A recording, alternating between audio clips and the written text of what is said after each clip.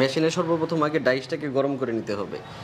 আপনি আগে 30-এ দিয়ে 10 মিনিট বা 10-12 মিনিট রাখবেন, রেখে তারপর হিটটা উঠলে তারপর হিটটা কমিয়ে তারপর কাজ করবেন।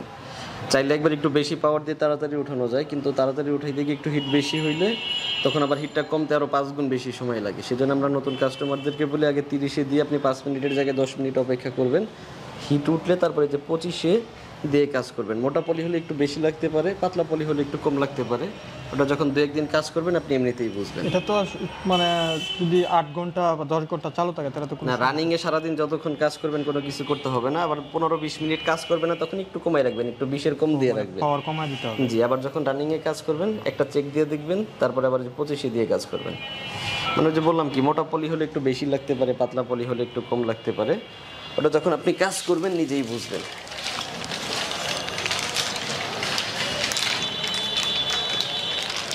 দেখেন এই জয়েন্টটা আছে, এই জয়েন্টটা মাঝ বরাবর রাখবেন। যদি এক সাইড হয়ে যায় তখন সিলিংটাও সাইড হয়ে যাবে, দেখতে খারাপ লাগবে।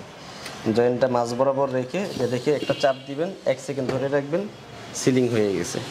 এই যে কিন্তু বাঁকা তারা হইলে কোনটা, এটা তো এরকমই থাকে। এই যে আচ্ছা ঠিক আছে, 5 লেয়ারের সিলিং হবে, জি।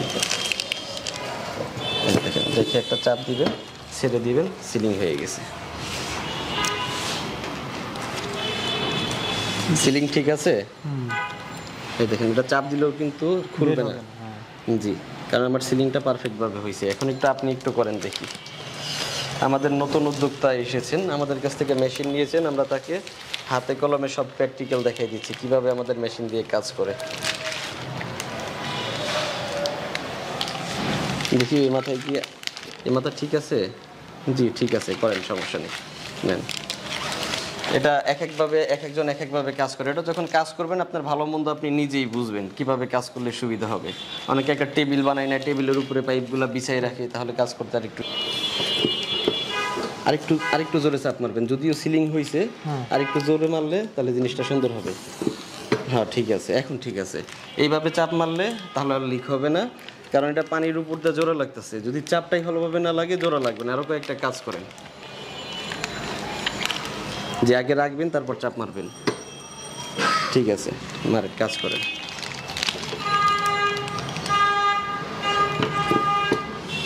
এখন দেখছেন, এখন কিন্তু 1 সেকেন্ড ধরেও রাখা লাগতেছে না, কারণ চাপটা ঠিকভাবে পড়তেছে। আর চাপ যদি নাই লাগে তাহলে তার মালটা জোড়া লাগবে না। দেখেন ভাই, মাত্র মালগুলা সিলিং ঠিকঠাক আছে কিনা একটু দেখেন। আপনি যেগুলো করলেন সিলিং ঠিক আছে, সিলিং ঠিক আছে। তারপরে একদিন কাজ করলে আশা করি আরো হাত ক্লিয়ার হয়ে যাবে।